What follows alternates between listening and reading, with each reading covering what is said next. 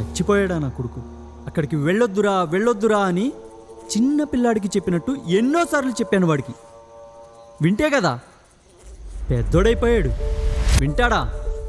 వినడు. వద్దని చెప్పినా వినలేదా వెధవ. పోయాడు. వినకపోతే పోతారంతే. కథం. ఇప్పుడు మాట్లాడుకుని ఏం లాభం? చచ్చేంత వరకు వినలేదు. రోజంతా బికుబాయ్ బికుబాయ్ జోకు విను బికుబాయ్ ఓ అని రోజంతా నవ్వుతూనే ఉండేవాడు నా కొడుకు. ఎవరి మాట వినడు. మొన్న వాళ్ళ అమ్మ నా దగ్గరకు వచ్చి ఎంతో బాధపడింది.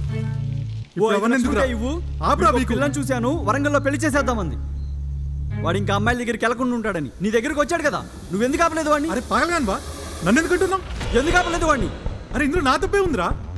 ఎప్పుడన్నా మాటినారా? మీకు నచ్చింది చేశారు. అరే ఆపరా బీకు, నీకు దండం పెడతా. ఆపరా, ఆపు. నీకెవ్వరు అక్కర్లేదు, ఎవ్వరు అక్కర్లేదు కదా. నేనక్కర్లేదు, వాడక్కర్లేదు, వీడు కూడా అక్కర్లేదు. అరే నాకు మాత్రం డబ్బులే కావాలి. డబ్బులు డబ్బులు డబ్బులు. లెక్క పెట్టుకొని తమ్ముడు పెట్టుకో. బుల్లెట్ ఇక్కడి నుంచి కాలిస్తే ఇటు నుంచి వెళ్ళిపోయింది తెలుసా? వాడు నా తమ్ముడు కదా, నాకు బాధ లేదనుకున్నావా? తమ్ముడే. అసలు ఆ నా కొడుకులు వీణే ఎందుకు చంపాలి? ఎందుకంటే వాడు పోలీసోడు కాబట్టి. చూడు పీకు, మనల్ని ఆపడానికి వాళ్ళకి ఇంకా వేరే దారి లేదు. ఎందుకంటే గవర్నమెంట్ వాళ్ళ ఇష్టానికి వదిలేసింది. మనల్ని ఆపడానికి వాళ్ళు మన దారిలో వస్తున్నారు. వాళ్ళు ఏమన్నా చేయగలరు కానీ మనం ఏం చేయలేమనుకుంటున్నారు.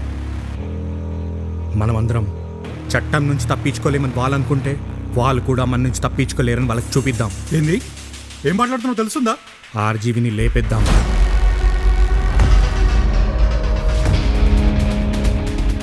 పిచ్చెక్కిందా? దిమాకుందా? ఏదొస్తుంది మాట్లాడు. మాకు ఆర్జీవిని లేపేశాను. ఎట్లా చంపుతావు చెప్పు నాకు. చంపడం అంటే మజాకుంటున్నావు. వాడని గల్లుగా తింగర్ నా కొడుతాను. కొంచెమైనా ఆలోచించు. వీధికి ఒక పోలీసోడు ఉంటాడు. దగ్గరికి వెళ్ళావంటే పులి నోట్లో తలకాయ పెట్టినట్టు చంపుతాడంట, చంపుతాడు. ఎట్లా చంపుతావు చెప్పు నాకు. వాడిని చంపుడంటే ఏందో తెలుసా? ప్రతి పోలీసోడు అన్నని చంపినట్టు. అందుకే ఇవాళ పోలీసుని అన్ననే చంపినోళ్ళు రేపు మనల్ని చంపలేరా అని ఆలోచిస్తారు. అక్కడే ఆగిపోతారు.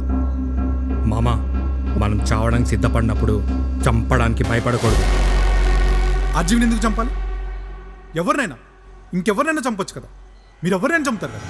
ఎవరిని చంపాలి? ఇంకెవరిని చంపాలి? పులిని చంపాలంటే తలకే గురి పెట్టాలి, తోక కాదు.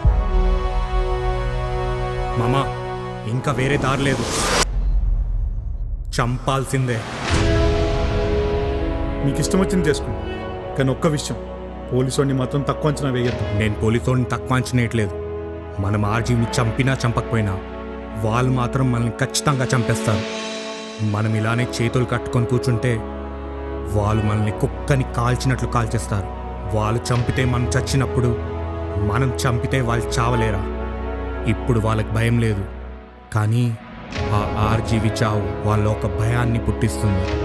ఆ తర్వాత ప్రతి పోలీసోడు మన వైపు చూడాలన్న 100 సార్లు ఆలోచిస్తాడు.